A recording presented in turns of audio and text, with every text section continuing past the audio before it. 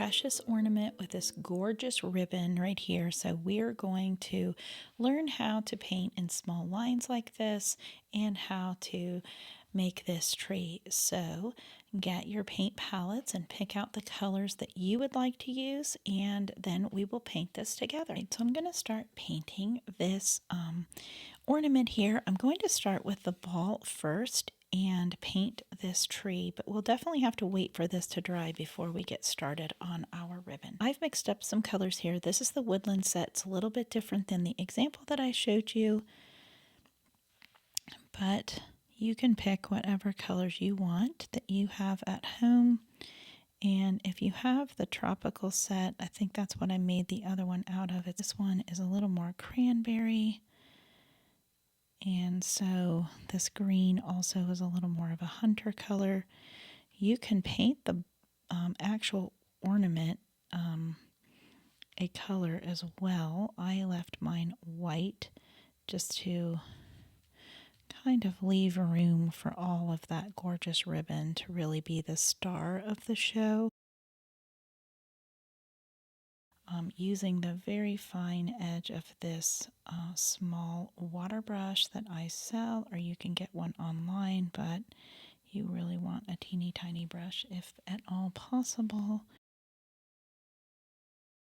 This gold at the top, you can make it silver if you want. If you're trying to go with the theme you have at home, you can obviously pick the ribbon and color here. This is kind of an aged, that's why I'm putting that brown in there. It was already wet, so it kind of looks aged here with a little bit of a highlight. And then we will definitely want that to dry completely before we do our ribbon. Let's see, I've got a little bit of gold here I can add. And maybe this is fine. As long as your tree isn't super wet, go ahead and put a few of those ornaments in there. Not sure where all of them were, so I'm just adding a few little berries in there just to kind of add a little more pigment. We like to do them in threes, right, by the holly. Okay, and then to give this dimension, I've filled in with this line here, so you can do that with a gray, and this one you'll just have to do on your own, leaving a little bit of space at the edge, and I just kind of use the side of my brush to go along there. This will have a slight shadow under that ribbon, so I'm just going to add that in, and then a little bit under here. Get that. All right, so wait for that to dry, and then we'll begin our ribbon. Now that my ornament is very, very dry, I can start working on the ribbon areas. So let me remind you, I did the bright kind of color here, and we're going to do more of a foxberry, this color for this ribbon.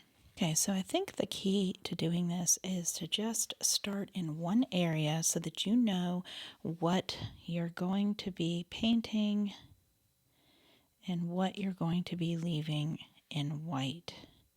So this first line here, I'm coming across here and down that first other line. It's going to be a lot of lines in the basic gist so that I can go ahead and tell you, and then I can just kind of speed through what I'm doing. I'll just have to be meticulous, and no one's going to want to sit and watch me do the entire thing and talk at the same time. Is I'm going to keep almost painting it like with a marker. And now I'm going to come very carefully up to the line here. I added another layer to this line, and I am going to make sure to put enough paint in my brush to get a nice strong lines. I really don't want to go back over each one of these a second time, couple of them, that's fine.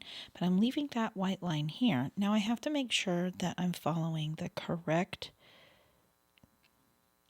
ribbon line, and it's okay if you double up, but it won't look as clean and crisp if you don't pay attention. So you really want to just double check. You can pull up this example on that QR code on my website with the finished version, put it on your phone or your computer. That way you can really tell, or if you want to plot it out, you can kind of add a little, like say, like a dot here to know that this one is going to be the next ribbon line, because sometimes at the top it's confusing because they fold in on each other. And if it gets out of sorts, you can either use a pencil and add an extra line so that you can make sure you have one white, one red, and you can always, after you're either use a micron pen or after you're done, you can go over with a pen so that the lines match better. But those are some ideas in case you mess up, and it's not too late. You can always fix it. You can always email me if you need any help. So I'm going to keep doing this.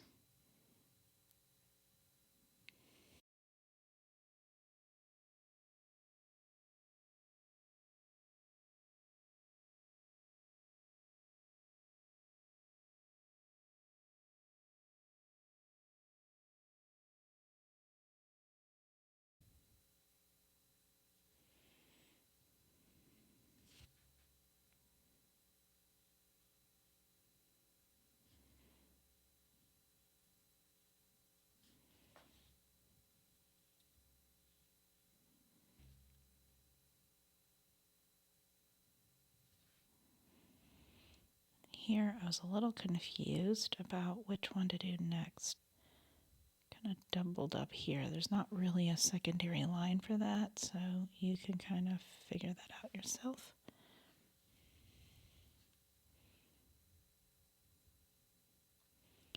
Sometimes the best thing to do is to start at the end of where it curls and make sure you've got that right. And I'm going to move away from this area and work on another area in the meantime.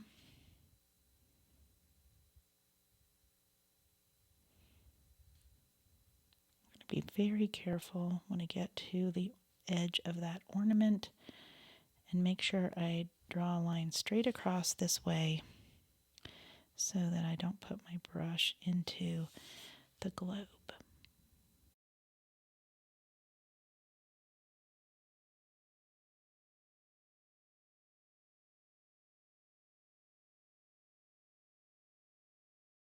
Again, it's very important that right here at the globe that I start right at that tip and make sure that I am not getting any paint carelessly into that globe area.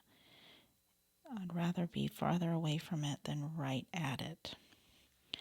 And if you do get it into there, you might just have to incorporate that into your design or add whatever your ribbon color is to your globe. Because if you let your hand droop, it's going to become fatter, and we don't want to do that.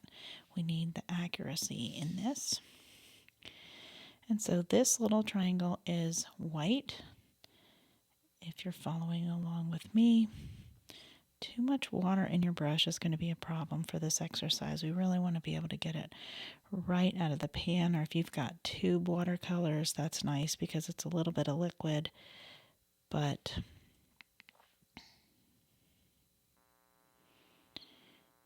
it's not wet like you would put it in here. And that's a good marker. We've got this kind of U shape here. And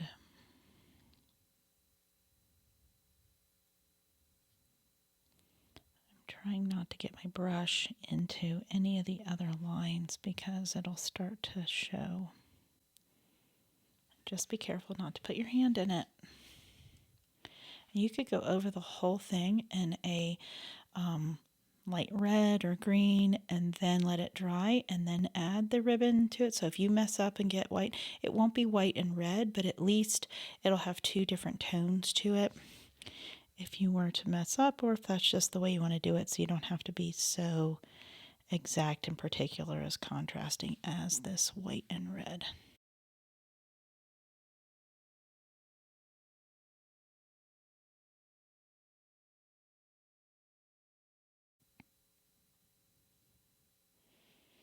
So you can see what I'm talking about. I'm taking this very small point edge and starting it into that triangle and then pulling it forward. That's how I'm getting a clean line there. I'm going to work on this area, and I'm going to start by doing this one because it's easy to find. And the next thing that I have that's all white around it is from this line here. And then this is the next red line.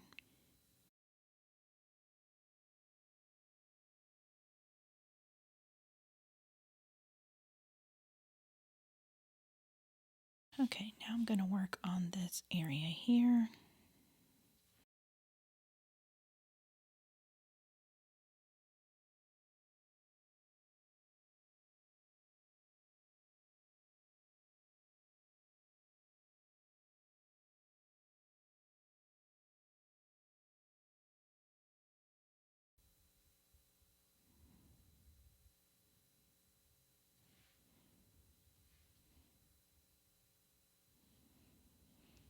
Now when I'm looking at this super up close, as you will be too, I may see every single little tiny mistake where my brush might have gone out of the lines, but when you're looking at it at a distance, you will not see that at all. So this is the next one here.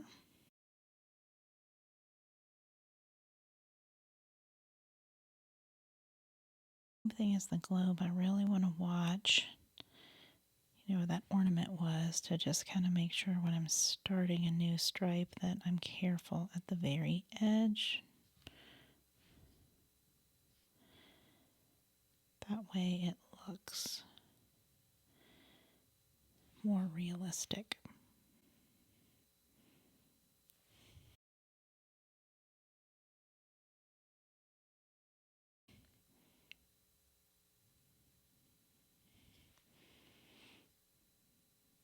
It's not one of my whimsical motifs. I have a lot of motifs that are very easy to do, not a lot of meticulousness required. So if you're following along with a picture from my website, I suggest you just get a screenshot of where I've shown this example, and maybe that will be easier if you need to turn your phone upside down or something like that.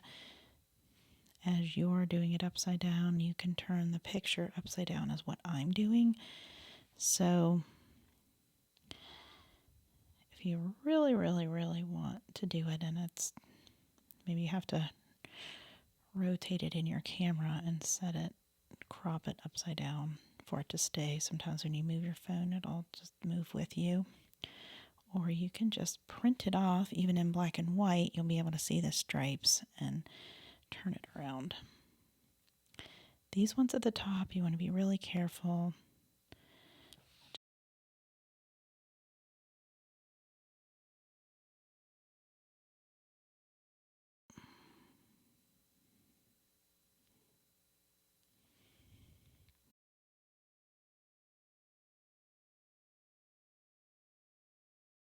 Now I'm almost done. This should be dry, so I'm going to turn it this way. And this is the last thing we've got to do here. And I want to make sure I know what I'm doing. So I'm going to pick this center.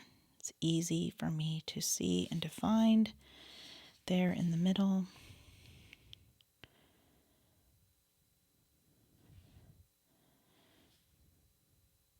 And ever so careful in there. And now I just have this top to do.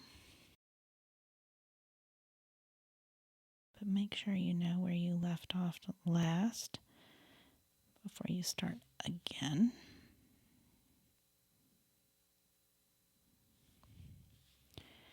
And this one little piece here looks like it maybe goes in this tiny piece here. And now I'm going to look over this and see if I left anything out. I'm just going to go across here and imagine the ribbon goes across. And maybe I'll fill this in as though it's going behind there. I think that'll look nice.